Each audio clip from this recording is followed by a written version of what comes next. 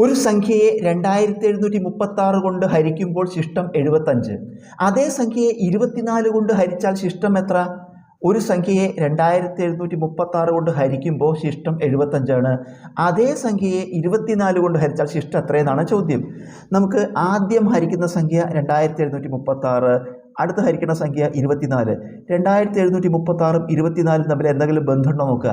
2736നെ 24 കൊണ്ട് ഹരിച്ച് നോക്കുക. 24, 27 ഒരു പ്രാവശ്യം, 24 കുറയ്ക്കുമ്പോൾ 3, അടുത്തക്കം 33, 24 ഒരു തവണ, 24 കുറയ്ക്കുമ്പോൾ 9, അടുത്തക്കം 6, 96 4 പ്രാവശ്യം, 4 × 24 96 0. അതായത് 2736ൻ്റെ ഘടകമാണ്, 2736ൻ്റെ ഫാക്ടറാണ് 24.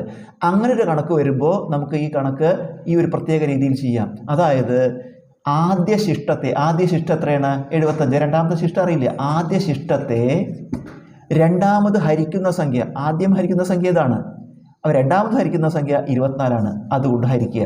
ആദ്യ ശിഷ്ടത്തെ രണ്ടാമത് ഹരിക്കുന്ന സംഖ്യ കൊണ്ട് ഹരിക്കുക. ഹരിക്കുമ്പോൾ ഹരണഫലം, അതായത് എത്ര പ്രാവശ്യം പോവും? 75ൽ 24, 3 24 72, 3 തവണ പോവും. നമുക്ക് ഈ 3 അല്ല ആവശ്യം. ശിഷ്ടം എത്ര വരുന്നുണ്ടെന്ന് നോക്കുക. 3 24 72 കഴിഞ്ഞാൽ ശിഷ്ടം എത്ര വരുന്നുണ്ട്? 3 വരുന്നുണ്ട്.